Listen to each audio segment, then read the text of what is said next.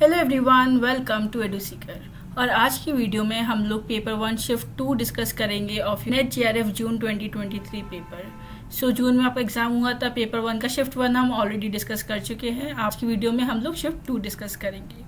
Okay, सबसे पहले paper analysis कर लेते हैं कि शिफ्ट 2 से कौन से यूनिट से कितने क्वेश्चन आए थे। अगर देखा जाए, टीचिंग एप्टीट्यूड से 4 क्वेश्चन थे, रिसर्च एप्टीट्यूड से भी 4 क्वेश्चन थे, कम्युनिकेशन से 4, मैथमेटिकल रीजनिंग से 6, लॉजिकल रीजनिंग के 6, डीआई से 5 क्वेश्चंस थे आपके, आईसीटी से 6 क्वेश्चंस थे, एनवायरनमेंट से 5 एंड हायर एजुकेशन से 5। ऑल्सो रीडिंग कॉम्प्रिहेंशन के they were 5 questions as always, right? So now let's discuss the entire question paper in detail, right? So the first question is from your teaching aptitude. So the question was, which of the following factors influence the effectiveness of support material? ठीक है, इसमें आपको multiple choice questions थे, आपको options दे रखे थे and इसमें से आपको करेक्ट कोड चूज करना था, right? And these are your options. So you have the following options and जो करेक्ट आंसर था that is option number 2 which is A, C and D. So now let's understand how. देखिए, जो factors influence करते हैं effectiveness of support material, उसमें से सबसे पहला तो है क्लैरिटी एंड कॉम्प्रिहेंसिबिलिटी. ठीक है, क्यों? देखिए, जो सपोर्ट मटेरियल्स होते हैं उन्हें क्लियर होना चाहिए, ताकि क्लियर होंगे तभी तो उन्हें हम लोग ईजी टू अंडरस्टैंड कर सकते हैं. जब समझ में हमें आएगा ईजी तरीके से तो वो लर्नर के लिए बहुत बेनिफिशियल रहेगा. ठीक है, और सपोर्ट मटेरियल का मतलब ही यही होता है कि ऐसा मटेरियल जो इफेक्टिव हो, जो इजी टू अंडरस्टैंड हो, ताकि लर्नर की एफिशिएंसी बढ़े. ठीक है, then the second is option number C, Y, that is appropriateness for the learners age and level, right?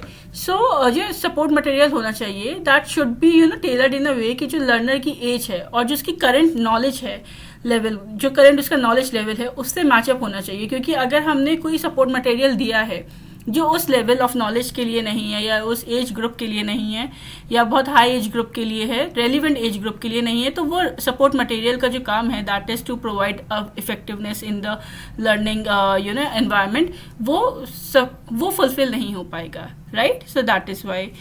Then another option is D, that is relevance to the learning objectives. ठीक है, तो support material जो है वो directly related होना चाहिए जो भी लर्निंग ऑब्जेक्टिव है उस लेसन के या उस कोर्स के. फॉर एग्जांपल, अगर मैं कोई कोर्स पढ़ा रही हूँ पेपर 1 का, तो जो मैं आपको सपोर्ट मटेरियल दूंगी उसमें ऑब्वियसली पेपर 1 का ही कंटेंट होना चाहिए, तभी वो रेलिवेंट रहेगा, तभी उसका यूज हो पाएगा. फॉर एग्जाम्पल, मैं पढ़ा रही हूँ आपको पेपर 1 का एनवायरमेंट यूनिट, ठीक है, और मैंने आपको सपोर्ट मटेरियल दे दिया आईसीटी का, so that is not relevant, because जो मैं अभी पढ़ा रही हूँ उससे रिलेटेड मैंने आपको मटेरियल नहीं दिया, तो वो सपोर्ट नहीं करेगा in your learning journey, right? So that is why जो रेलिवेंस होना चाहिए सपोर्ट मटेरियल का, वो लर्निंग ऑब्जेक्टिव से मैचअप होना चाहिए. So hence option 2 is correct, which is A, C, D, because it includes all the factors that influence the effectiveness of a support material. So the next question is, an art teacher wants to create an interactive gallery wall of famous artists for her students. Now इसमें से वो कौन सा tool use करेंगे, या कौन सा tool सबसे ज्यादा सूटेबल है? So you have the following options. Now इसमें से आपको करेक्ट आंसर चूज करना था, and the correct answer was option number 2, that is Padlet. Okay, so what is Padlet जानते हैं एक्सप्लेनेशन में. देखिए, सबसे इम्पॉर्टेंट चीज़ ये है कि जो मोस्ट सूटेबल टूल है for creating an interactive gallery wall वो होगा पैडलेट. पैडलेट बेसिकली देखिए ऑनलाइन टूल होता है जिससे जो अलाउ करता है यूजर्स को कि वो डिजिटल बुलेटिन बोर्ड्स को क्रिएट कर सकें, या फिर वॉल्स को, जहाँ पे वो बहुत टाइप के content, images, videos, links and text insert कर सकते हैं. ठीक है, एज एन आर्ट टीचर भी आप उसको यूज कर सकते हो पैडलेट को, ताकि आप शोकेस कर सको अपना वर्क ऑफ फेमस आर्टिस्ट और whatever you want to, along with the relevant information and also with the relevant description. So hence the correct answer is option number 2, that is Padlet. So moving towards the next question from teaching aptitude. So that is, if the mobile number of your friend changes and you often continue to dial his former number, it is an example of which type of learning? ठीक है, so you have the following options.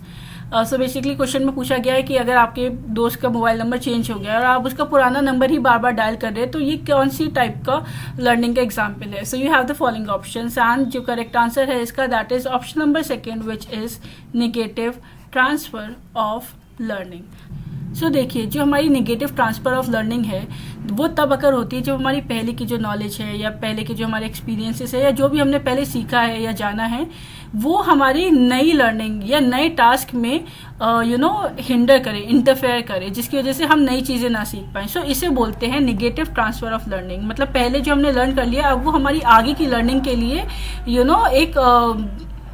ये एक barrier की तरह काम कर रही है। So that is what is negative transfer of learning. ठीक है, अब इसी सिनारियो में अगर देखा जाए कि एक पर्सन की एक हैबिट है, जो क्वेश्चन में पूछा गया है कि वो अपने दोस्त का पुराना नंबर की जगह नया नंबर नहीं डाल पा रहा है, वो बार बार पुराना नंबर ही डायल कर रहा है। सो यही जो पर्सन एक्सपीरियंस कर रहा है that is basically negative transfer. ठीक है, negative transfer because of the old learning. So that is having negative impact on the performance of the new task. क्योंकि अगर न्यू टास्क की बात करें तो ही or she has to dial the current mobile number which he or she is not able to. So that is why it is negative transfer of learning. ठीक है, मतलब आपने कोई चीज़ ऐसे लर्न कर ली है जिसको आप अनलर्न नहीं कर पा रहे, उसकी वजह से आप नई चीज़ नहीं सीख पा रहे, right. So that is what is negative transfer of learning, right. Moving towards the next question from the same unit. So that is first, which of the following are the ways to increase motivational climate in the class, right. So you have the following options, now you have to choose the correct code from the options given below. So इसमें से जो correct answer है that is your option number 3 which is A, B and D. How, now let's discuss this in detail. So following are the ways जिसकी वजह से आप increase कर सकते हैं एक motivational climate in the class. ठीक है, number first is by using a variety of instructional strategies to maintain student interest. ठीक है, तो अगर हम लोग different kind of teaching methods use करें या फिर हम कह लें एक्टिविटीज़ यूज़ करें या मटेरियल यूज़ करें सो दैट ये जो बच्चे हैं क्लास में उनका एक इंगेजमेंट बना रहे, वो मोटिवेटेड रहे और सबसे बड़ी बात कि उनका इंटरेस्ट रहे इस टॉपिक में। सो अगर हम डिफरेंट मेथड्स यूज़ करेंगे या एक्टिविटीज़ यूज़ करेंगे तो उनका एक इंटरेस्ट रहेगा, जिसकी वजह से वो मोटिवेटेड रहेंगे, जिसकी वजह से जो लर्निंग होगी ना वो काफ़ी इफेक्टिव होगी। So that is by using a variety of instructional strategies to maintain student interest. Number second is give students opportunity to share their experience and learning with each other, right? So आपको as a teacher encourage भी करना चाहिए student interaction को, group interactions को, peer sharing को, क्योंकि इसकी वजह से पॉजिटिव और मोटिवेटिंग लर्निंग एनवायरनमेंट रहेगा। कैसे, देखिए, अगर आप मोनोटोनस जाके एक लेक्चर देंगे, वन वे कम्युनिकेशन करेंगे तो वो शायद लर्निंग इतनी इफेक्टिव ना हो। बट अगर यही जो कम्युनिकेशन करें आप टीचिंग लर्निंग प्रोसेस में, जो 2 वे कम्युनिकेशन हो या फिर मल्टी डायमेंशनल हो, मतलब आप as a teacher and student के बीच में भी हो रहा है और वो रेसिप्रोकेट भी हो रहा है, फीडबैक भी है उसमें, and also in between students भी हो रहा है, राइट। सो जितना ज़्यादा कम्युनिकेशन ईजी रहेगा उतना ही ज़्यादा लर्निंग इफेक्टिव रहेगी। सो that is why you should encourage students की वो इंटरेक्ट करें, अपने एक्सपीरियंस शेयर करें, जिसकी वजह से उनका इंटरेस्ट भी रहेगा क्लास में, right. Then the next is allow sarcasm, superiority to exhibit in the classroom। ये आपका ऑप्शन में दे रखा है जो है सी, पर ये नहीं है, बिकॉज ये जो स्टेटमेंट है ये इनकरेक्ट है। इसकी वजह से कोई भी मोटिवेशनल क्लाइमेट नहीं आएगा क्लासरूम में, क्योंकि जो अगर आप सरकाजम, सुपीरियरिटी कॉम्प्लेक्स एक क्लासरूम में अलाउ कर देंगे तो वो बहुत कंडक्टिव नहीं है या फिर कंड्यूसिव नहीं है कि एक पॉजिटिव एनवायरनमेंट बनाएगा, वो एक निगेटिव एनवायरनमेंट बनाएगा, जिसकी वजह से हो सकता है कुछ बच्चे डिमोटिवेट भी हो जाए। तो ये इस क्वेश्चन में it is not a very correct statement. ठीक है, that is why we didn't choose option number C. Then D is fostering a classroom atmosphere based on trust and cooperation. So ये बहुत करेक्ट स्टेटमेंट है, क्योंकि classroom environment जो होता है उसमें स्टूडेंट को सेफ फील करना चाहिए, रिस्पेक्टेड फील करना चाहिए, not only teacher but also student. ठीक है, and you can support bye enhancing motivation, या फिर आप इंकरेज करें पार्टिसिपेशन का on the part of students. ठीक है, सो जितना ज़्यादा पार्टिसिपेशन रहेगा स्टूडेंट का उतना ही ज़्यादा स्टूडेंट को मोटिवेट फील होगा, और जब मोटिवेट फील होगा तो उनका लर्निंग में इंटरेस्ट बनेगा, और जिस चीज़ में इंटरेस्ट है तो वो जो लर्निंग का जो सिस्टम है या जो लर्निंग का जो प्रोसेस हो रहा है वो बहुत ज़्यादा इफेक्टिव बनेगा। सो that is Y fostering a classroom atmosphere based on trust and corporation is a correct statement. So hence the correct answer is option number 3 which is A, B and D. C will not be a correct statement in this regard. Moving towards the next question. So the next question is from your unit environment. So the first question is decreasing dissolved oxygen DO level in a water body indicates which among the following. So you have to choose the correct code from the options given below, and the correct answer for this question is option number first, which is A, B, C, D only. ठीक है, how? Let's discuss. So number one statements A B C D are correct. So पहली जो statement थी that is number A which is decreasing dissolved oxygen level in water body severely threatens the aquatic life.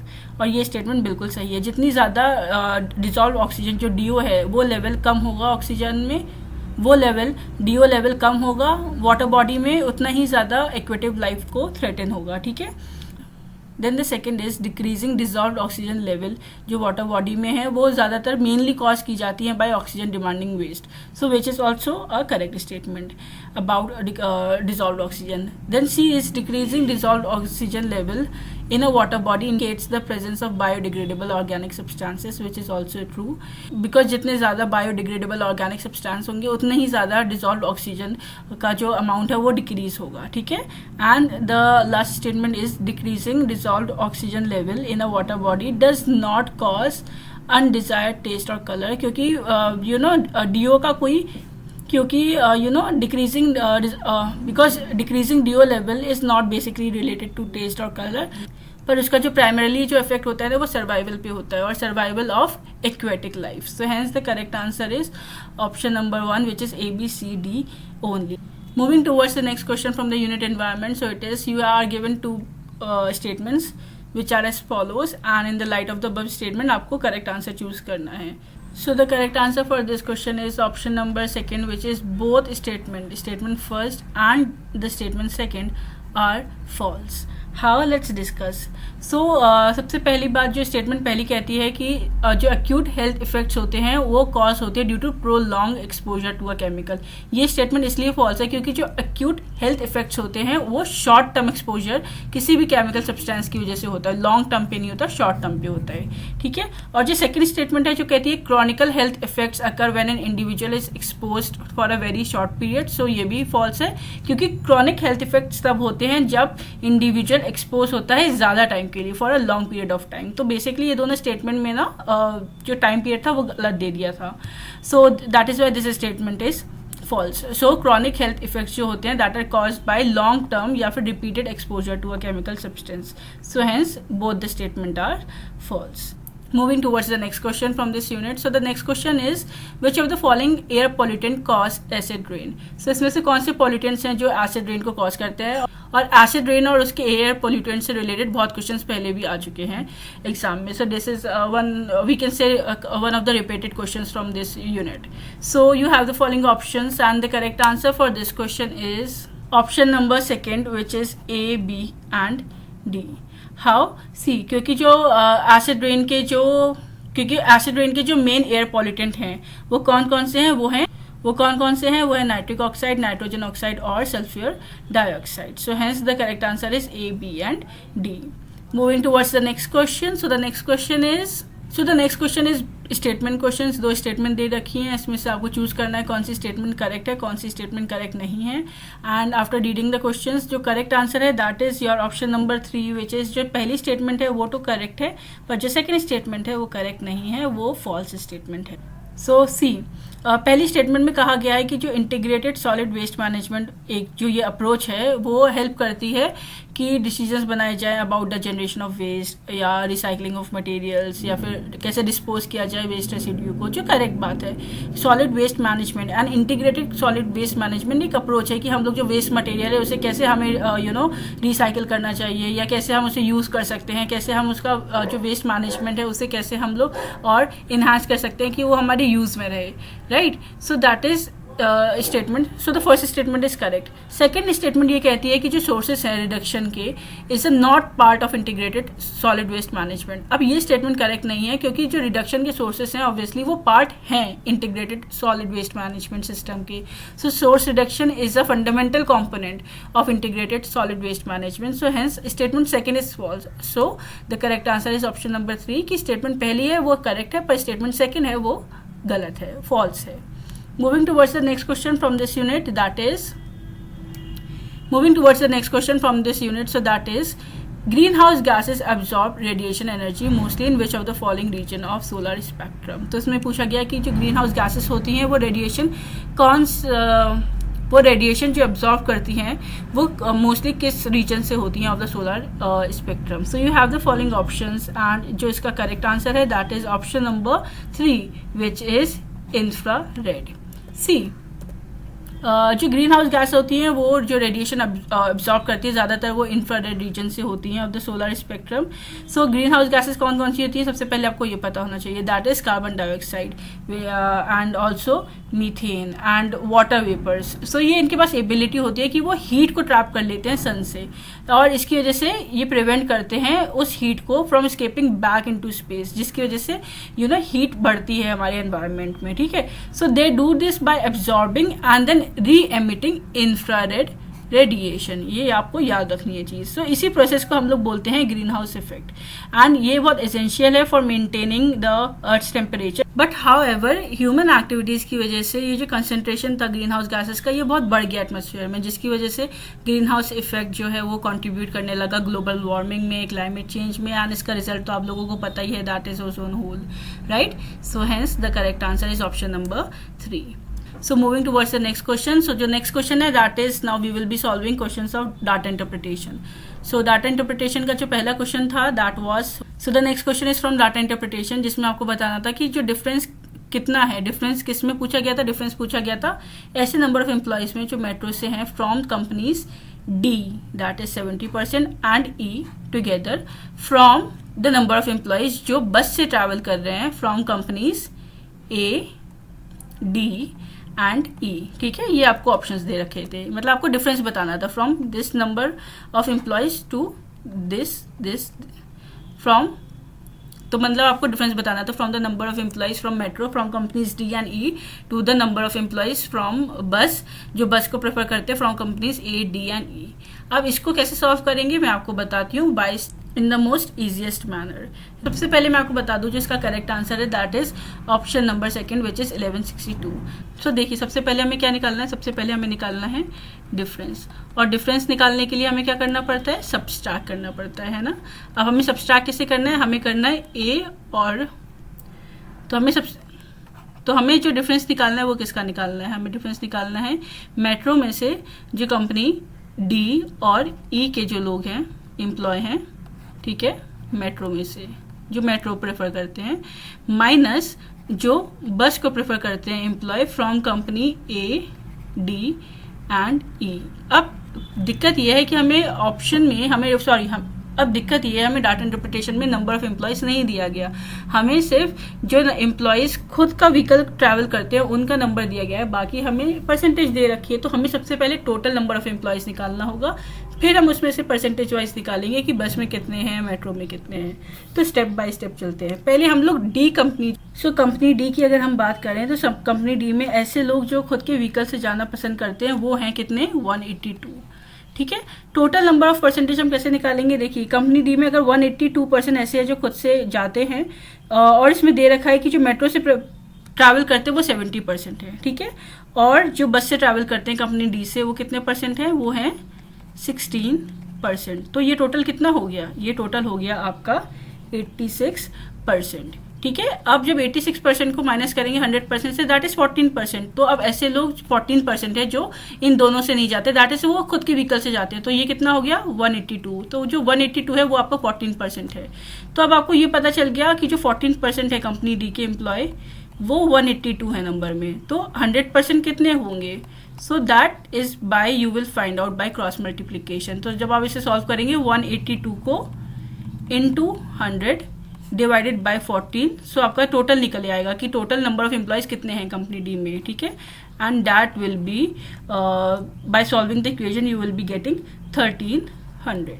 ठीक है, अब 1300 total है, अब आपको कितना पता होना चाहिए, ठीक है 1300 टोटल है। सो अब जब 1300 टोटल है आपको पता लगाना है 70%, क्योंकि जो मेट्रो से जाते हैं कंपनी डी से वो 70% है। 70% इज ऑफ 13% इज 910। ठीक है, इसे भी आप क्रॉस मल्टीप्लीकेशन से निकाल सकते हैं। And the so 910 employees company D के ऐसे हैं जो मेट्रो प्रेफर करते हैं। ऐसे ही आप कंपनी ई का निकाल लेंगे। ठीक है, सो अब अगर हम कंपनी ई की बात करें, सो कंपनी ई में से 220 नंबर ऑफ एम्प्लॉयज़ ऐसे हैं जो खुद के व्हीकल से जाते हैं, एंड 72.5% प्लस 15% जो एम्प्लॉयज़ हैं वो बस और मेट्रो का यूज़ करते हैं। तो इनका जो टोटल है वो कितना हो गया, इनका जो टोटल है दैट इज 87.5%। तो बचा कितना 100 में से, दैट इज 12.5%। सो 87.5% तो ऐसे एम्प्लॉयज़ हैं कंपनी ई से जो बस और मेट्रो से जाना पसंद करते हैं। सो बचे कितने, बचे 12.5% ऐसे नंबर ऑफ एम्प्लॉयज़ जो खुद के व्हीकल से जाते हैं। सो दैट इज 220, ठीक है। सो अगर 220 12.5% है तो 100% कितना हुआ, bye solving the equation 220 into 100 divided by 12.5, the answer that you will be getting is 1716. So 1760 is the total number of employees जो कंपनी ई के हैं। अब आपको कंपनी ई के कौन से नंबर ऑफ एम्प्लॉयज पहले निकालना है, जो मेट्रो से ट्रैवल करते हैं। मेट्रो से कितना ट्रैवल करते हैं, मेट्रो से जो ट्रैवल करते हैं दैट इज 72.5%। तो 1760 का 72.5% is 1276 by solving the equation. Again you can find this in the same way as we did here, ठीक है। सो ये आपका मिल गया 1276 ऑफ अब ये 1276 वो नंबर ऑफ एम्प्लॉयज़ है जो आपके ई कंपनी के हैं जो मेट्रो से ट्रैवल करते हैं, ठीक है। तो अब अभी तक आपको क्या मिला है, अभी तक आपको मिला है डी और ई के number of employees. D company के जो नंबर ऑफ एम्प्लॉयज़ जो मेट्रो से ट्रैवल करते हैं दैट इज 910, और ई कंपनी के जो मेट्रो से ट्रैवल करते हैं दैट इज 1276, ठीक है ना। ऐसे ही आप बस का निकाल लेंगे, जैसे अभी हमने मेट्रो के लिए निकाला है परसेंटेज, वैसे ही आप बस के लिए निकाल लेंगे। तो पहले हम लोग, क्योंकि हमने ई और डी का पूरा इक्वेशन सॉल्व कर रखा है, हमें टोटल नंबर भी पता है, हमें मेट्रो से जो मेट्रो से एम्प्लॉय जाते हैं उनका भी नंबर पता है। तो हम सबसे पहले ए और डी का, तो सबसे पहले हम लोग डी और ई कंपनी का बस का रेशियो निकालेंगे। सो जो डी कंपनी से बस में जाते हैं दैट इज 16% ऑफ पॉपुलेशन, ठीक है। तो 16% पॉपुलेशन कितनी हुई, कितने नंबर ऑफ एम्प्लॉयज हुए, अगर 100% जो है वो टोटल आपका 1300 एम्प्लॉयज हैं, तो आप इसे क्रॉस मल्टीप्लाई कर दो, ठीक है। That will B 1300 into 16/100, and by solving this the answer that you will be getting is, so the answer you will be getting is 208, ठीक है। सो डी के एम्प्लॉयज जो बस यूज करते हैं दैट इज 208, ठीक है। अब ऐसे ही आप ई के नंबर ऑफ एम्प्लॉयज निकाल लेंगे जो बस यूज करते हैं। सो परसेंटेज दे रखा है ई का, दैट इज 15% एम्प्लॉयज जो हैं ई के वो बस यूज करते हैं। अब हमें 15% निकालना है, 100% हम निकाल चुके हैं, 100% हमें पता है, टोटल नंबर है 1760। तो जब इसे क्रॉस मल्टीप्लाई करेंगे bye solving the equation you will be getting the answer 264। सो ई के ऐसे नंबर ऑफ एम्प्लॉयज जो बस यूज करते हैं दैट इज 264। सो इसी वे में आप ए का निकाल लेंगे। सो ए के जो नंबर ऑफ एम्प्लॉयज हैं जो बस यूज करते हैं that is 24%, and 24% will be your 552, ठीक है। सो अभी तक इक्वेशन सॉल्व करने के बाद हमने डी और ई का मेट्रो से जो नंबर ऑफ एम्प्लॉयज है वो निकाल लिया है, और बस से जो कंपनी डी और ई से एम्प्लॉयज आते हैं वो नंबर निकाल लिया है। अब हमें निकालना है ए का। सो ए में अगर आप देखें, सो ए में जो सबसे पहले मेट्रो से जो एम्प्लॉयज जाते हैं वो 68% है, और जो बस से जाते हैं वो हैं 24%। So that equals to 92%। So मतलब 92% ऐसे एम्प्लॉयज हैं जो बस और मेट्रो यूज़ करते हैं। तो बचे कितने, 8% वो नंबर ऑफ एम्प्लॉयज हैं जो दे रखा है आपको ए का, दैट इज 184 जो खुद के व्हीकल से जाते हैं। सो अगर 8% 184 है तो आप 100% पहले निकालेंगे कंपनी का 100% number of employees by cross multiplication 184 into 100 करेंगे आप, अपॉन 8 करेंगे। So the answer that you will be getting is 2300, ठीक है। 2300 टोटल नंबर ऑफ एम्प्लॉयज है, और आपको कौन से निकालने हैं कि ए कंपनी में से बस में कितने नंबर ऑफ एम्प्लॉयज ट्रैवल करते हैं। सो परसेंटेज दे रखा है वो है 24%। सो 24% अगर आप 2300 का निकालेंगे दैट अकाउंट्स फॉर 552। सो इधर आपका आ जाएगा 552। अब आपको करना क्या है, इन दोनों को पहले प्लस करेंगे, इन दोनों का सम निकालेंगे और फिर आपस में माइनस कर देंगे। सो दिस अकाउंट्स फॉर 2186 ठीक है, and this by addition accounts for 1024। और जब आप इसे माइनस करेंगे 2186 को 1024 से, so you will be having your answer, that is option number 2 which is 1162। So hence the correct answer is option number 2. Moving towards the next question. So the next question is आपको total number of employees निकालना है जो travel करते हैं from metro via metro from company A, B and C. ठीक है, तो total number of employees निकालना है जो मेट्रो से ट्रैवल करते हैं ए, बी और सी कंपनी में से. And you have the following options, और जो इसमें करेक्ट आंसर है that is your option number first which is 3908.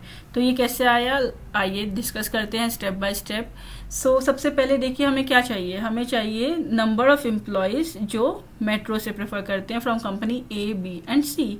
ठीक है, तो सबसे पहले आपको परसेंटेज में दे रखा है नंबर ऑफ एम्प्लॉयज जो ट्रैवल करते हैं फ्रॉम मेट्रो. तो सबसे पहले आपको पता होना चाहिए मेट्रो से कंपनी ए, बी और सी से कितने percentage of number of employees travel करते हैं. तो आपको पता है ए कंपनी से जो मेट्रो प्रेफर करते हैं एम्प्लॉयज वो हैं 68%, बी कंपनी से हैं 60% और सी कंपनी से हैं 55% ऑफ एम्प्लॉयज.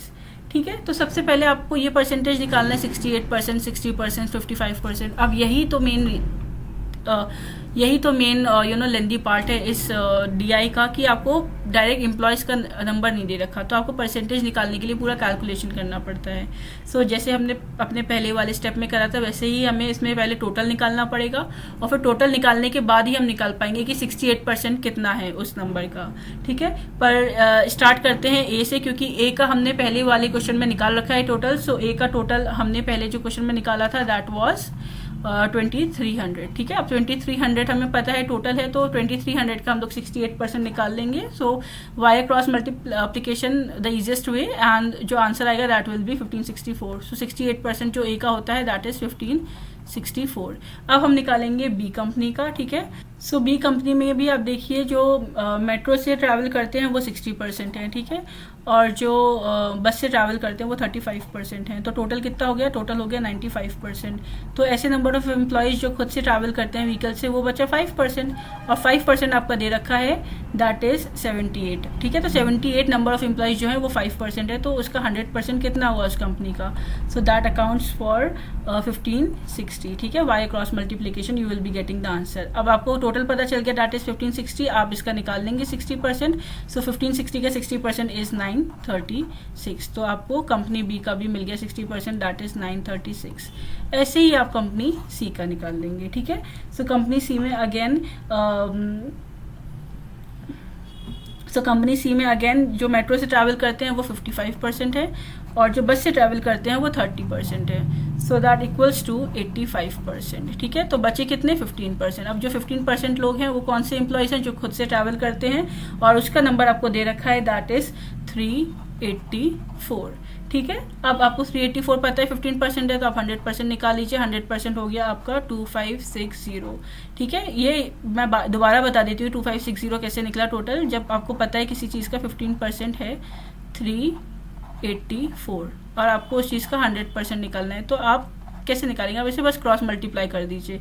सो 384 को जब आप मल्टीप्लाई करेंगे 100 के साथ अपॉन डिवाइड करेंगे 15 से, जो आंसर आएगा that will B total which is 2560. सो जब आपको पता है 2560 100% है, तो 55% जो इसका है दैट विल बी योर 1408. ठीक है, सो हेंस 55% विल बी 1408. अब आपको क्या करना था, आपके पास अब नंबर ऑफ एम्प्लॉयज हैं, आपको पता है कि ए कंपनी के जो 68% एम्प्लॉयज हैं वो 15604 है नंबर में. बी कंपनी के 60% जो एम्प्लॉयज हैं जो मेट्रो से ट्रैवल करते हैं उनका नंबर 936 है, और सी कंपनी से जो 55% एम्प्लॉयज ट्रैवल करते हैं मेट्रो से उनका नंबर है 1408. तो अब आपको सम निकालना था इसका, तो सम निकालने के लिए आप क्या करेंगे, आप इन तीनों वैल्यूज़ को ऐड कर देंगे. सो जब आप ऐड करेंगे 1564 प्लस 1408 प्लस 936 और एडिशन जब आप करेंगे, तो एडिशन के बाद आपका जो आंसर आएगा that is option number 1 which is 3908. So hence the correct answer is option number 1. Right, moving towards the next question. So the next question is what is the ratio of number of employees who prefer traveling by bus from company C to that of company D. So company C में है आपके number of employees जो bus से travel करते हैं that is 30%, ठीक है। और कंपनी डी से रेशियो निकालना है जो बस से ट्रैवल करते हैं, दैट इज 16%, ठीक है। सो ये आपको रेशियोज दे रखे हैं, नाउ आपको फाइंड आउट करना है करेक्ट आंसर, ठीक है। और जो करेक्ट आंसर है that is option number 3 which is 48:13। अब ये कैसे निकला डिस्कस करते हैं। सबसे पहले आपको बस में जो एम्प्लॉयज ट्रैवल कर रहे हैं ना उनका रेशियो निकालना है, किसका, company C to company D. अब कंपनी सी से जो बस में ट्रैवल कर रहे हैं वो 30% है, और कंपनी डी से जो ट्रैवल कर रहे हैं वो 16% है। क्योंकि हमने ये दोनों ही कंपनीज का रेशियो और जो टोटल नंबर ऑफ एम्प्लॉयज है वो पहले क्वेश्चन में निकाल रखा है, तो हम उस स्टेप को दोबारा रिपीट नहीं करेंगे, हम वही डाटा ले लेंगे। सो हमें पता है टोटल नंबर ऑफ एम्प्लॉयज जो कंपनी सी में है, क्योंकि हम पहले निकाल चुके हैं, दैट इज 2560, है ना। तो हमें ये पता है ये 100% है, तो अब हम इसका 30% निकालना है, तो हमें पता है 30% जो है वो है 768। ऐसे ही आपको कंपनी डी का भी पता है, जो हम लोग इससे पहले वाले क्वेश्चन में निकाल चुके हैं, फर्स्ट क्वेश्चन में। सो टोटल हमें पता है कंपनी डी में जो नंबर ऑफ एम्प्लॉयज हैं वो 1300 हैं, ठीक है। तो अगर आप इसका 16% निकालेंगे सो दैट विल बी 208, ठीक है। अब आपको रेशियो निकालना है, तो रेशियो में 760 सी टू डी का निकालना है, तो सबसे आगे आप सी को रखेंगे, सी की वैल्यू, और देन आप डी की वैल्यू रखेंगे। अब इसे, ये तो आपके पास नंबर आ गया, अब इसे आपको लोएस्ट अपने जो नंबर्स में डिविजिबल है उसमें लाना है। सो अगर आप चेक करेंगे सो दोनों ही 16 से डिविजिबल हैं, और जब आप 16 से डिवाइड करेंगे दोनों नंबर्स को, 768 को और 208 को, आपका जो लोएस्ट रेशियो आएगा that will B 48/13. So the correct answer is 48:13. So hence the correct answer is option number 3. Moving towards the next question. So the next question is, what is the average number of employees in company A, B and D? So हमें company A, B और D में average number of employees निकालना है, ठीक है। And you have the following options, और जो correct answer है that is your option number C which is 720। अब ये 720 कैसे निकला देखिए, मैं आपको समझाती हूँ। सो इसमें हमें करना कुछ नहीं है, आपको ये भी पता है कि ए कंपनी में कितने नंबर ऑफ एम्प्लॉयज हैं, ए कंपनी में है, आपने जो क्वेश्चन नंबर 1 में निकाला था दैट इज 2300, ठीक है। बी कंपनी के भी आपको नंबर ऑफ एम्प्लॉयज पता है दैट इज 1560, क्योंकि आपको पहले से पता है, आपने सॉल्व कर लिया, तो आपको दोबारा सॉल्व करने की जरूरत नहीं है पूरी इक्वेशन, ठीक है। एंड डी कंपनी के 1300 एम्प्लॉयज है। अब आपसे पूछा गया एवरेज, तो एवरेज क्या होता है, number of values upon, so average पूछा गया है। सो एवरेज क्या होता है, sum of values upon number of values, ठीक है, अपॉन नंबर ऑफ वैल्यूज। तो सबसे पहले हम क्या करेंगे, 2300 प्लस 1560 प्लस 1300, ठीक है। ये तीनों वैल्यूज का सम करेंगे और इसे डिवाइड कर देंगे 3 के साथ, क्यों, क्योंकि हमारे पास 3 वैल्यू है, ए, बी एंड डी, ठीक है। जब आप इसे सॉल्व करेंगे further, so you will be getting the answer that is 5160, and you will B dividing it by 3, and the answer that you will be getting is 720। Divide करने के बाद you will be having the exact answer that is given in your option number 4 which is 1720. So yes, now let's discuss the next unit which is communication. Moving towards the next question from the unit communication, that is you have the 2 statements, ठीक है, and now you have to choose the correct one. What is the correct answer? And the correct answer for this question is option number 3 which is statement first जो है that is true but statement second जो है वो false है. How? Let's see. देखिए statement first में कह रखा है कि जो स्टेटमेंट फर्स्ट जो है वो कहती है कि in communication meaning construction is a process of making choices, ठीक है। ये स्टेटमेंट ट्रू है, क्यों, क्योंकि देखिए जो मीनिंग का जो कंस्ट्रक्शन होता है कम्युनिकेशन प्रोसेस में वो इन्वॉल्व करता है कि कैसी चॉइसेस आपको यूज़ करनी है, कि आप कैसे एक्सप्रेस करें अपने थॉट्स को या अपने आइडियाज़ को, अपने इंटेंशन को। तो ये स्टेटमेंट अपने आप में सही स्टेटमेंट है, तो इसीलिए ये स्टेटमेंट ट्रू है। सेकेंड स्टेटमेंट जो कहती है that is use of language for communication जो है वो एक रिस्ट्रिक्टिव प्रैक्टिस है पब्लिक डोमेन में, बल्कि ऐसा नहीं है, ये स्टेटमेंट फॉल्स है। is not a restrictive practice in public domain, क्योंकि अगर हम लोग लैंग्वेज को यूज़ नहीं करेंगे कम्युनिकेशन के प्रोसेस में, वो भी पब्लिक डोमेन की फील्ड में, तो फिर कम्युनिकेट करना बहुत मुश्किल हो जाएगा। So that is why statement second false है। So hence the correct answer is option number 3 which is statement first is true but statement second is false. Moving towards the next question from this unit. So the next question is, in films the elements of silence is identified as which among the following? So you have the following options, and the correct answer for this question is option number 2 which is oral paradigm. How? Let's discuss. See. So in film जो elements होते हैं ना, जो silence को identify करते हैं, उन्हें ऑरल paradigm बोलते हैं। ऑरल बेसिकली रिफर करते हैं हम लोग किसी भी चीज़ को that is related to sound, and paradigm एक सेट होता है एलिमेंट्स का या कंपोनेंट्स का जो कंप्लीट करता है एक सिस्टम को, ठीक है, that form a complete system. Now basically अगर हम लोग फिल्म के कॉन्टेक्स्ट की बात करें तो जो ऑरल पैराडाइम है that includes a various elements of sound, जैसे कि डायलॉग हो गया या फिर म्यूजिक हो गया या फिर एम्बियंट साउंड्स हो गए, तो ये सब जो हैं ये फीचर्स हैं साइलेंस के। So that is why the correct answer is option number second, which is aural paradigm. Moving towards the next question, so the next question is So moving towards the next question from this unit, that is media literacy is considered as which among the following. So you have the following options, and the correct answer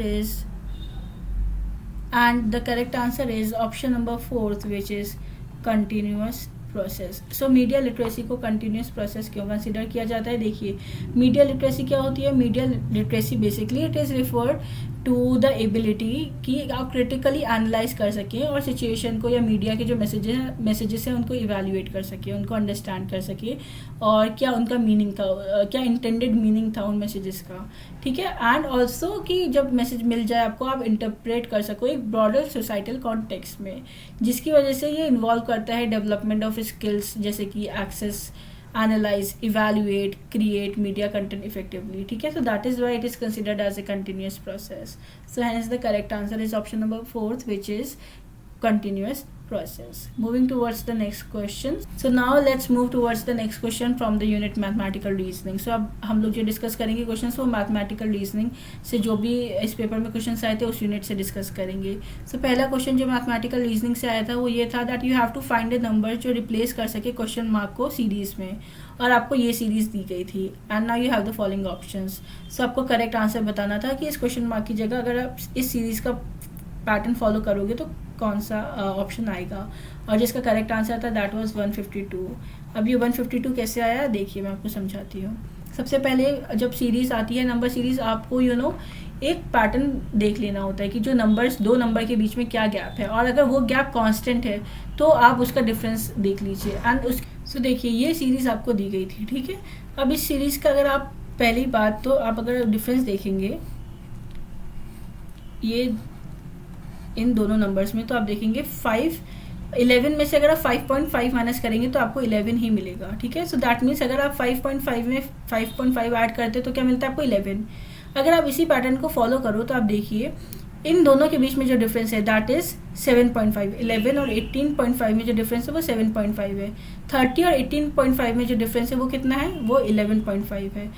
ऐसे ही आप अगर difference लिखते हैं सबका तो ये difference है 19.5 and 35.5। अब आपको पहले स्टेप में ये तो पता चल गया कि ये डिफरेंस है।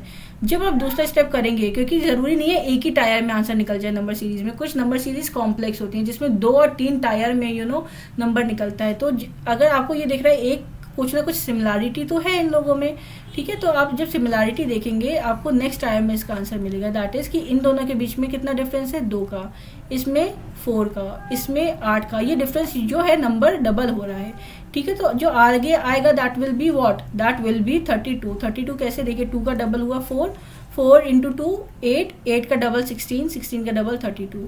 सो जब आप 32 को ऐड करेंगे 35.5 में, ठीक है, you will be getting what, जो इधर जो नंबर आना चाहिए नंबर सीरीज में दैट इज 67.5। और जब आप 67.5 को 85 में ऐड करेंगे you will be getting your answer that is 152.5। So hence the correct answer is your option number second which is 152.5, right.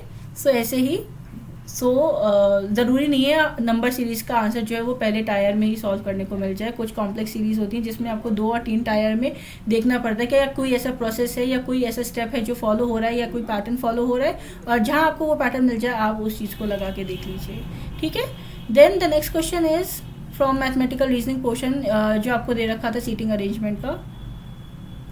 जो नेक्स्ट क्वेश्चन था मैथमेटिकल रीजनिंग में, उसमें ये दे रखा था कि 6 पर्सन थे एक रूम में, ABCDEF। इसमें आपको बताना था कितने नंबर ऑफ जो मेंबर्स हैं मेल हैं, कितने नंबर ऑफ मेंबर्स हैं जो फीमेल हैं। Now you have the following options, और इसका जो करेक्ट आंसर था that was option number first which is 3 male and 3 female. कैसे, देखिए आप क्वेश्चन को रीड करते जाइए और वो डायग्राम आप एक बना लीजिए रफली एंड आपको आंसर मिल जाएगा।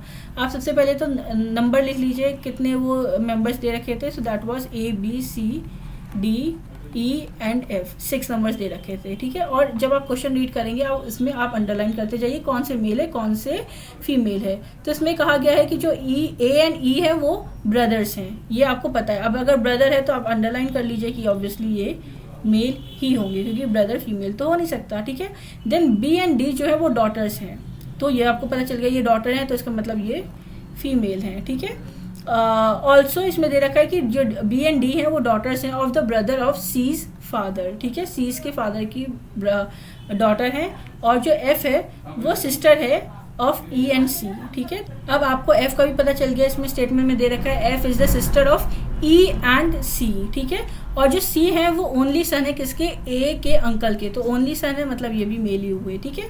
तो इसमें आपको रिलेशन नहीं बताना था, आपको खाली मेल और फीमेल का नंबर बताना था। और जब आप इसे सॉल्व करेंगे सो यू हैव दिस आंसर कि आपके पास 3 मेल हैं और 3 फीमेल हैं, ठीक है। So hence the correct answer is option number 1. Moving towards the next question. So the next question from this mathematical reasoning section was coding का आपका क्वेश्चन पूछा गया था, ठीक है। सो इसमें आपको चूज करके बताना था करेक्ट आंसर। ये कोडिंग एंड डिकोडिंग का क्वेश्चन है और इस टाइप के क्वेश्चन मैंने अपनी सीरीज में भी पहले करवाए हुए हैं। सो the correct answer for this question is your option number 4 which is 2520। अब ये कैसे निकला देखिए। सबसे पहले जब कोडिंग डिकोडिंग का क्वेश्चन आए तो आपको एक टेबल पता होनी चाहिए, ठीक है। दैट टेबल इज कि कौन सा नंबर किस प्लेस पे फॉल करता है, ठीक है। ABCDEF जो टेबल है और जो आपकी अल्फ़ाबेट सीरीज़ है इसे आप नंबर सीरीज़ के साइड में भी लिख लीजिए 1 2 3 4 करके। सो Z की जो लोकेशन होगी वो 26 के पास आएगी, A की जो लोकेशन होगी वो 1 के पास आएगी, ठीक है। अब आपके कोड फॉलो करना है तो इसमें आपको दे रखा है कि जो रेड है दैट इज़ 360, ठीक है। और जो ब्लैक है वो है आपका 792। तो सेम कोड आपको बताना है ब्लू के लिए, ठीक है। ब्लू के लिए कोड क्या होगा, अब आपको पैटर्न देखना है तो आप पैटर्न देखेंगे तो आप देखिए जो रेड है, रेड में जो R है, R अगर आप नंबर सीरीज में देखिए अल्फ़ाबेटिकल सीरीज में लगा के तो R जो है वो 18th नंबर पे आता है, ठीक है। और जो E है वो आपका 6th नंबर पे आता है, और जो E है वो आपका 5th नंबर पे आता है, और जो D है वो 4th नंबर पे आता है। जब आप इन तीनों को मल्टीप्लाई करेंगे आपका जो आंसर होगा वो 360 आएगा, ठीक है। आप पहले आप ये लिख के देख लीजिए, अगर आपको लग रहा है एडिशन से निकल सकता है पर ऑब्वियसली इतनी छोटी वैल्यूज है, एडिशन से 360 नहीं आएगा। तो एक बार जब अगर ज़्यादा बड़ी वैल्यू है तो आप मल्टीप्लाई करके देख लो, और जब आप मल्टीप्लाई करेंगे आपको 360 आंसर मिलेगा। और फिर आप सेम पैटर्न इसमें अप्लाई कर सकते हो। अगर आप ब्लैक में B की जगह नंबर रखोगे तो B 2nd प्लेस पे आता है, L 12th पे आता है, 1 पे A आता है, C 3 पे आता है और 11 जो है वो K पे आता है, ठीक है। आप जब इन वैल्यूज़ को जब आप मल्टीप्लाई करोगे आपस में आपका जो आंसर मिलेगा दैट विल बी 792। सेम आप ब्लू को फॉलो कर लो। सो ब्लू में B जो आता है वो 2 की प्लेस पे आता है, ठीक है। जो L आता है वो 12 की प्लेस पे आता है, और जो U आता है that is on the place 21 and E जो आता है दैट इज़ प्लेस 5। सो जो आप इसे मल्टीप्लाई करोगे आपस में सो you will be getting your answer that is 2520। सो ये पैटर्न फॉलो हो रहा था इस कोडिंग एंड डिकोडिंग के सेशन में, ठीक है। Moving towards the next question from this unit. So the next question is आपको नेक्स्ट क्वेश्चन में ये बताना था कि आपको जो सेंट्रल टेंडेंसी मेजर की जाती है इनमें से कौन सी मेथड्स हम लोग यूज़ करते हैं सेंट्रल टेंडेंसी को मेजर करने के लिए। सो you have the options given below and the correct answer for this question is your option number 2 which is A, B and D, that is arithmetic mean, median and mode. So basically जो central tendency को major करने के लिए जो हम लोग use करते हैं वो अरिथमेटिक मीन होता है, मीडियन होता है और मोड होता है। ऑप्शन C है जो 2nd डेसाइल, वो सेंट्रल टेंडेंसी को मेजर नहीं करता। Basically it is refer to a specific percentile value एक डाटा सेट में, ठीक है। और अगर हम ऑप्शन C की बात करें that is range. So range जो है वो मेजर करता है डिस्पर्जन, सेंट्रल टेंडेंसी को मेजर नहीं करता बल्कि वो डिस्पर्जन को मेजर करता है। So hence the correct answer is option number 2 which is A, B and D। So the next question is आपसे पूछा गया था कि अगर एक आर्टिकल है उसे हम लोग 2220 पे सोल्ड करते हैं तो उसका जो परसेंटेज का जो प्रॉफिट है बाय द शॉपकीपर वो सेम है द परसेंटेज ऑफ लॉस अगर हम उसी सेम आर्टिकल को सोल्ड करें फॉर 1580। तो आपको बताना है कि क्या प्राइस होनी चाहिए उस आर्टिकल की कि अगर हम उसे उस आर्टिकल पे हमें 25% प्रॉफिट बनाना है, ठीक है, हमें उसकी प्राइस पता होनी चाहिए। So now you have the following options and the correct answer for this question is option number C which is 2375. How? Let's see. देखिए सबसे पहले आपको प्राइस अज्यूम कर लेनी है। तो सर हम लोग प्राइस को अज्यूम कर लेते हैं x, ठीक है। अब हमें पता है कि जो उसका सेलिंग प्राइस था जिसमें प्रॉफिट हुआ था दैट वाज 2220, ठीक है। So we will be minusing the price जो हमने अज्यूम किया है is equals to the price minus loss की लॉस में 1580 पे जा रहा है, ठीक है। तो जब आप इस इक्वेशन को सॉल्व करोगे तो 2x हो गया एंड दैट विल बी 3800, ठीक है। ये इस साइड आ जाएगा 220, ठीक है। इधर आके ये एडिशन में हो जाएगा ऑब्वियसली, ठीक है। अब आप इसे 2 को इस साइड करेंगे तो ये डिवाइड में आ जाएगा, x की वैल्यू निकल आएगी आपकी 1900, ठीक है। नाउ आपको ये पता है फॉर प्रॉफिट ऑफ 100% आपको 1900 को ऑब्वियसली 25% बढ़ाना है। सो 1900 में अगर आपको चाहिए profit of 25% so that means आप 25/100 से मल्टीप्लाई कर देंगे, that will B you will be getting the answer that is 475, ठीक है। तो ये जो 475 है ये क्या हो गया आपका प्रॉफिट हो गया 1900 में से। सो अब आपको जो नेट प्राइस निकालनी है वो आपकी हो जाएगी 1900 प्लस जो 25% प्रॉफिट है that is 475. So by solving the equation you will be getting the answer 2375. So hence the correct answer is option number 3. Moving towards the next question. So you have the question that जो reference section होता है एक research article में अगर उसे हम लोग APA style में लिखेंगे तो आपको इन्फॉर्मेशन जो है वो किस रेफरेंस में आप करेक्ट ऑर्डर में लगाएंगे। So you have the following options and the correct answer for this question is option number 4 that is C, B, D एंड A. हाउ? आप एग्जाम्पल के थ्रू देखिए जो करेक्ट ऑर्डर होता है arranging the information pertaining to reference in the APA style is as follows. पहले आप name of the author लिखते हैं, फिर आप ईयर ऑफ पब्लिकेशन लिखते हैं, फिर आप टाइटल लिखते हैं आर्टिकल का और फिर पेज नंबर लिखते हैं। सो इस हिसाब से जो करेक्ट आंसर है दैट इज CBDA। अब एग्जाम्पल देखिए जैसे मिल्टन फ्रीडमैन की एक बुक है कैपिटलिज्म एंड फ्रीडम, इसको अगर आप साइटेशन करेंगे APA स्टाइल में तो सबसे पहले आप लिखेंगे name of the author that is Friedman, then year of publication 2016, फिर आप टाइटल लिखेंगे आर्टिकल का कैपिटलिज्म एंड फ्रीडम, ठीक है, and then the page number that is mention here from 344 to 349, ठीक है। आपको आर्टिकल का करना है citation. So hence the correct answer is option number 4. Moving towards the next question. So the next question is when researchers use designs that call for multiple groups, the most commonly employed test is which among the following? So you have the following options and the correct answer is option number 4 which is F test. So जब researchers design करते हैं for something that is for multiple groups तो ज़्यादातर जो employ होता है test that is F test. So hence the correct answer is option number 4 which is F test. Moving towards the next question from this particular unit that is which among the following is not an advantage of open ended questions survey research में. तो इनमें से कौन सा advantage नहीं है एक open ended questions का जब अगर आप सर्वे रिसर्च कर रहे हैं, ठीक है। So you have the following options and the correct answer for this question is your option number 4 which is they are easy for the interviewers or respondents to complete, ठीक है। सो C you have the सी देखिए जो open ended questions होते हैं सर्वे research में वो offer नहीं करते प्री डिफाइंड रिस्पॉन्स या फिर ऑप्शंस को, ठीक है, क्योंकि वो अलाउ करते हैं रिस्पॉन्डेंट्स को कि वो डिटेल या फिर पर्सनलाइज आंसर भी प्रोवाइड कर सकते हैं अपने खुद के वर्ड्स में। और जो ओपन एंडेड क्वेश्चंस होते हैं उनमें बहुत सारे एडवांटेज होते हैं जैसे कि आप इसमें एबिलिटी ले लीजिए कि आप निकाल सकते हैं एलिसिट कर सकते हैं डिटेल्ड रिस्पॉन्सेस को फ्रॉम द ऑडियंस या फिर जिनके फ्रॉम द ऑडियंस या फिर respondents and also you can uncover unexpected insights, ठीक है। और वो ज़रूरी नहीं है कि वो इंटरव्यूज़ या respondents and also they are not necessarily easy for interviewers और रिस्पॉन्डेंट टू कंप्लीट। ऑल्सो जो ओपन एंडेड क्वेश्चंस होते हैं वो that can be more than one time consuming, ठीक है। तो वो टाइम कंज्यूमिंग होते हैं, चैलेंजिंग होते हैं for both interviewers as well as the respondents. Where as जो रिस्पॉन्डेंट होती है ऑन द अदर हैंड, उनको भी बहुत ज़्यादा डिफिकल्ट होता है कभी कभी फॉर्मुलेट करने में अपने answers compare to selecting pre defined options. मतलब क्लोज एंडेड क्वेश्चंस में आपने कुछ ऑप्शंस दे दिए, उसमें से उन्हें चूज़ करना है या टिक करना है, वो कभी कभी रिस्पॉन्डेंट के लिए ज़्यादा ईजी रहता है, क्योंकि हर रिस्पॉन्डेंट अपना व्यू इतना ओपनली नहीं रखना चाहता, ठीक है।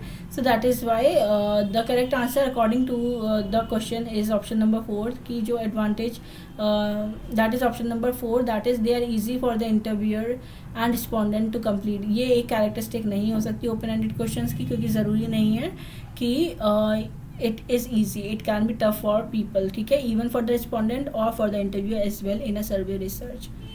सो moving towards the next question. So the next question is from a unit ICT। अब ICT के क्वेश्चन डिस्कस करते हैं। तो पहला जो क्वेश्चन था वो स्टेटमेंट वाला था, 2 स्टेटमेंट दे रखी थी, आपको करेक्ट स्टेटमेंट चूज़ करनी थी। And the correct answer for this question is your option number 4 which is statement first जो है वो फॉल्स है और जो स्टेटमेंट सेकेंड है वो ट्रू है, ठीक है। देखिए, जो पहली स्टेटमेंट है वो ये कहती है द टूल जिसको हम लोग यूज़ करते हैं to insert decorative text document में, उसे क्लिप आर्ट बोलते हैं। So this statement is not correct, this statement is false. Second जो स्टेटमेंट दे रखी है उसमें कहा गया है the purpose of using keyboard shortcut Ctrl+X followed by Ctrl+V for a selected text paragraph एक डॉक्यूमेंट फाइल में, वो कट और पेस्ट के लिए होता है, जो करेक्ट है। Ctrl+X को हम लोग कट करने के लिए यूज़ करते हैं और Ctrl+V को हम लोग पेस्ट करने के लिए यूज़ करते हैं। सो ये स्टेटमेंट करेक्ट है। सो दैट इज़ वाई जो करेक्ट आंसर है दैट इज़ ऑप्शन नंबर 4 की स्टेटमेंट फर्स्ट जो है वो करेक्ट नहीं है, पर स्टेटमेंट सेकेंड जो है वो करेक्ट है। Moving towards the next question from this unit. So the next question from this unit. So the next question is which of the following pairs of acronym and its expanded form is incorrectly matched. So हमेशा ICT abbreviations या acronym से questions होते हैं यहाँ। अब इस बार ऐसा करा है, होते ही हैं, हर बार क्वेश्चंस होते हैं, कुछ कभी डायरेक्ट होते हैं, आपको डायरेक्ट एक एब्रीविएशन दे दिया जाएगा और उसके आपके ऑप्शंस चूज़ करने पड़ेंगे। इसमें आपको 4 इवन दो एक्रोनिम दे रखे हैं। अब आपको इसमें से करेक्टली बताना है कि कौन सा करेक्ट मैच नहीं है। इसके लिए आपको सब पता होनी चाहिए चारों के फुल फॉर्म्स की क्या है, तभी आप बता पाइए कौन सा करेक्ट नहीं है। And the correct answer for this question is option number first which is CMOS consistent metal oxide semiconductor इसमें दे रखा है, और जो इसका करेक्ट आंसर है basically that is consistent metal oxide semiconductor, ठीक है। ये आपको दे रखा है, जो करेक्ट नहीं है फुल फॉर्म, जो करेक्ट फुल फॉर्म है वो है complementary metal oxide semiconductor. So hence the correct answer is option number 1। बाकी जितने भी ऑप्शंस में दे रखे हैं वो करेक्ट है। DRAM का full form dynamic random access memory होता है, MICR का full form magnetic ink character reader होता है, और VLSI का वेरी लार्ज स्केल इंटीग्रेशन होता है। So hence the correct answer is option number 1, जो करेक्टली मैच नहीं है, ठीक है। Moving towards the next question. So the next question from this unit is which MS Excel formula are equivalent to each other. So you have the following options. अब आपको बताना है कि ये कौन से formulas ऐसे हैं जो एक दूसरे से इक्वल है, चूज करके। So the correct answer for this question is A, B and D. कैसे, देखिए, जो फॉर्मूला दे रखा है A का that is A+3 + A4 + A5 A+, ठीक है। और जो फॉर्मूला B में दे रखा है that is some A3 A6, ये भी करेक्ट है, क्योंकि ये दोनों फार्मूला इक्वल है। इस सेकंड वाले फार्मूला में भी जो कैलकुलेट करेगा वो सब of sales A3 A4 A5 और A6 करेंगे, ठीक है। And then if we talk about formula D, so that is also the sum of A3 A4 A5 A6। तो देयरफॉर ये तीनों आपस में इक्विवेलेंट है, A, B एंड D, क्योंकि तीनों में A3 A4 A5 और A6 का सम हो रहा है, ठीक है। So that is why A, B, D are correct. अगर हम लोग फार्मूला C की बात करें तो इसमें सिर्फ A3 और A6 सेल का सम होगा, सो दैट इज वाई ये indifferent है from the formulas A, B and D. So hence the correct answer is option number 2. Moving towards the next question. Moving towards the next question from ICT. So the next question is कि इसमें से कौन सी statement correct है about cyber attacks. So you have the following options, और आपको correct statement बतानी है कि कौन सी स्टेटमेंट करेक्ट है।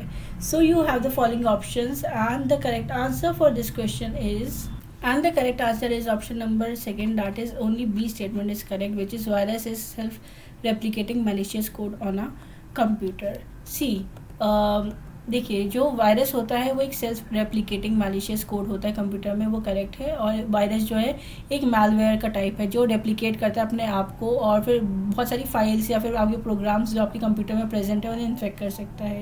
एंड इसको डिज़ाइन ही इस हिसाब से किया गया है कि ये स्प्रेड करता है and basically it cause harm to the system, या फिर आपके डाटा जो है वो पूरी तरीके से यूज़ करने लायक ना बचे। So hence the correct answer is your option number B, which is which is virus is a self-replicating malicious code on a computer. Moving towards the next question. So the next question is from your unit higher education. Now we will be discussing questions from the unit higher education. So पहला question ये था कि recommendations कौन कौन से थे Hunter commission के on higher education in India. So you have the following options and the correct answer for this question is your option number. So the correct answer is your option number first, which is A, B, C statement are correct. Option number 1. How see, देखिए so सबसे पहला जो recommendation था Hunter commission का, that is true कि जो government है that should leave the management of higher education to Indians themselves, क्योंकि कमीशन एम्फोसाइज करता था importance of promoting Indian leadership and involvement of Indian leadership in management and administration of educational institutions. Second statement जो है वो भी correct है, that is B. Government colleges should be established only where the demand existed, क्योंकि जो commission था उसने recommend किया था कि जो गवर्नमेंट कॉलेजेस थे ऐसी प्लेसेस पे स्टैब्लिश किया जाए जहाँ पे हायर एजुकेशन की जेन्युइनली बहुत ज़्यादा डिमांड है, ठीक है, जहाँ प्राइवेट इनिशिएटिव्स नहीं थे या फिर private initiatives insufficient to meet the needs. Then C is government should provide grants to non government college generously. ये भी एक रिकमेंडेशन था हंटर कमीशन का, क्योंकि जो नॉन गवर्नमेंट या फिर प्राइवेट कॉलेजेस थे जिन्होंने बहुत सिग्निफिकेंट रोल प्ले किया था हायर एजुकेशन में, उनको भी फाइनेंशियल सपोर्ट मिलना चाहिए from the end of government, ताकि वो अपने आप को मेनटेन कर सकें, अपनी क्वालिटी ऑफ एजुकेशन को इम्प्रूव कर सकें. अगर हम ऑप्शन डी और ई की बात करें तो ये जो ऑप्शन थे वो कहीं मेंशन नहीं थे under recommendations of Hunter commission. So hence the correct answer is option number 1, which is A, B and C. So the next question is, who among the following thinkers observed कि जो light and heat है वो different forms हैं of the same essential substance and also speaks of gravity as cause of falling. So you have the following options and जो correct answer है that is your option number 3, which is Kannad. ठीक है, how? C. Basically he is also known as Kashyap, जो एक ancient Indian philosopher थे और scientist थे जिनको हम लोग क्रेडिट करते हैं for propounding the atomic theory, and he is believe to have lived around the 16th century around, right. Now अगर हम लोग इनके फिलोसफिकल वर्क की बात करें so it is called as Vaisheshika Sutra. इसमें कन्नड़ ने प्रपोज किया था कि जितने भी मैटर है that is made up of परमाणु, मतलब एटम्स, एंड ये जो एटम्स हैं ये कंबाइन करते हैं to form different substances. And also he observe कि जो लाइट है और हीट है they are merely different manifestations या फिर आप कह सकते हैं forms of the same essential substance which is atomic level of matter. Also इन्होंने डिस्कस किया था ग्रेविटी का कंसेप्ट को as the cause of falling objects अपने वर्क में, and his ideas were laid down the foundations for the development of Vaisheshika school of thought, जिसको हम लोग one of the 6 Orthodox schools of Hindu philosophy में जानते हैं. तो ये बेसिकली जो आपका क्वेश्चन था वो इंडियन लॉजिक का क्वेश्चन था, ठीक. तो basically this was the part of your logical reasoning Indian logic question, not of higher education. So by mistake it is added in higher education, actually it is the part of your logical reasoning Indian logic section. Moving towards the next question. So the next question is, the Asian scholar who, like Aristotle, supported the ethical concept of golden mean as applied communication was which among the following? So you have the following options and the correct answer is option number 4, which is Confucius. ठीक है. See, जो Asian scholar जिन्होंने support किया था ethical concept of golden mean को अपनी communication में apply किया था, जैसे कि अरिस्टोटल ने, that was Confucius, right? And he was a Chinese philosopher and also an educator. He basically lived during the spring and autumn period of Chinese history, and इनको अपनी टीचिंग्स के लिए जाना जाता है on ethics, social relationships and also his concept of golden mean, या फिर जिसे हम लोग डॉक्ट्रिन ऑफ द मीन के नाम से जानते हैं. जो गोल्डन मीन है दैट इज़ बेसिकली जो आइडिया है ऑफ फाइंडिंग द बैलेंस बहुत एक्सट्रीम एंड के बीच में, मतलब एक मॉडरेट अप्रोच निकालना ताकि हम लोग जो एक्सट्रीम है या फिर जो एक्सेस है अपने बिहेवियर में या अपने कम्युनिकेशन में उसे एलिमिनेट कर पाए. सो hence the correct answer is option number 4. Moving towards the next question. So the next question is, Which education commission suggested the development of some universities into senior universities? So you have the following options, and the correct answer for this question is option number 4th, which is Kothari Commission, right? So basically it was Kothari Commission. Kothari Commission को हम लोग education commission के नाम से जानते हैं. 1964 में ये इंट्रोड्यूस हुआ था. इसके चेयरमैन थे DS Kothari, that is Daulat Singh Kothari. इन्हें अपॉइंट किया गया था बाय गवर्नमेंट ऑफ इंडिया, ताकि असेस कर सके और रिकमेंडेशंस दे सके वेरियस एस्पेक्ट में of education in the country. इनका one of the recommendation Kothari commission का ये था कि कुछ एग्जिस्टिंग यूनिवर्सिटीज़ को सीनियर यूनिवर्सिटीज़ में डेवलप करना चाहिए, जिसकी वजह से बेसिकली इट विल इन्विजन कि these universities will become centres of excellence and research, जो भी इनकी रिस्पेक्टिव फील्ड्स है. So moving towards the next question. So the next question is, the Committee for Evaluation of New Education Policy 2016 proposed the establishment of a council for which among the following? So you have the following options, and the correct answer is option number 4th, which is excellence in higher education. So जो committee for the evaluation of NEP 2016 में उस committee ने 2016 में propose किया था कि एक council बनानी चाहिए for establishment of excellence in higher education. And जो आपकी न्यू एजुकेशन पॉलिसी 2016 की फॉर्मुलेट की गई थी, that was by a committee जिसको चेयर किया था TSR सुब्रमण्यम ने. एंड इन्होंने सजेस्ट किए थे वेरियस रिफॉर्म्स या फिर मेजर्स हम कह सकते हैं कि हम लोग कैसे इंप्रूव कर सकें क्वालिटी और एक्सेसिबिलिटी अपनी एजुकेशन इन इंडिया. ठीक है. सो इस कमेटी का वन ऑफ द इनिशिएटिव ये भी था कि that it seeks to establish council that will be focusing and promoting achieving excellence in higher education all over the country. So hence the correct answer is option number 4th. Moving towards the next question. So the next question is, you are giving two statements about IGNOU, that is Indira Gandhi National Open University, and आपको correct answer बताना है. So you have the following options, and the correct answer is option number 4th, which is statement first is false but statement second is true.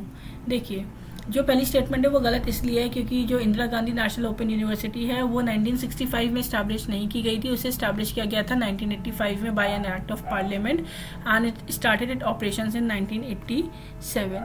Then जो second statement है वो correct है क्योंकि इग्नू ने strategy को adopt किया था, integrated multimedia instructions को थ्रू ज्ञान दर्शन एंड ज्ञान वाणी. ठीक है, ये स्टेटमेंट करेक्ट है क्योंकि IGNOU has been known for its innovative approach to distance education, and ये अप्रोचेस यूज़ की गई थी Gyan Darshan via television and via radio Gyan Vani to reach out learners in remote areas and provide them with quality education.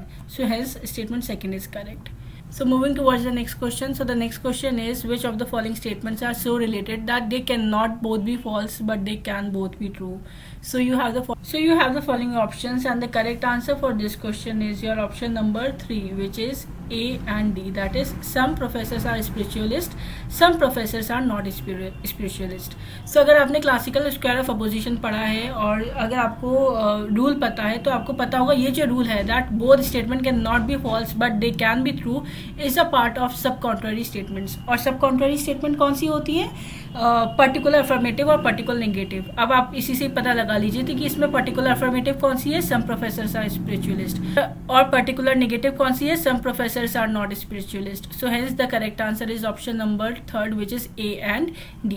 Moving towards the next question. So the next question is, according to classical Indian school of logical reasoning, which fallacy is committed in the following statement? Fire is eternal because it is produced. So you have the following options, and जो correct answer है that is your option number 1st, which is विरुद्ध. How? See, देखिए, according to classical Indian school of logic Nyaya जो fallacy committed करी गई statement में that is fire is eternal because it is produced. ये example है विरुद्ध फैलेसी का, क्योंकि विरुद्ध जो फैलेसी है that is fallacy of contradiction. और इसी कॉन्टेक्स्ट में अगर देखा जाए कि जो स्टेटमेंट में है that is present a contradiction by claiming कि जो फायर है वो इटर्नल भी है और वो प्रोड्यूस्ड भी है. सो it is not possible at the same time. ठीक है. So moving towards the next question from the unit logical reasoning. So the question is, if the statement some professors are spiritualist is given as true, then which of the following statements could be immediately inferred to be false? Right? So you have the following options, and the correct answer is your option number fourth which is no professors are spiritualist. ठीक है, सो देखिए अब question में आपसे कहा गया है कि अगर सम प्रोफेसर्स आर स्पिरिचुअलिस्ट, अगर ये ट्रू है तो कौन सी स्टेटमेंट ऐसी जो immediately infer to be false होगी? So that will be no professors are spiritualist, क्योंकि जो स्टेटमेंट है no professors are spiritualist that will be false because if at least some professors are spiritualist, जैसे कि आपकी स्टेटमेंट में दे रखा है, क्वेश्चन में दे रखा है, सो ये जो प्रोपोजिशन है that no professors are spiritualist, ये कॉन्ट्राडिक्ट करेगी। ठीक है, that is why therefore it is false. So hence the correct answer is your option number 4th. Question number 4. So yes, this was all for today's video. I hope you find this video helpful. Then please do like, share and comment and stay tuned for the more upcoming videos. Thank you.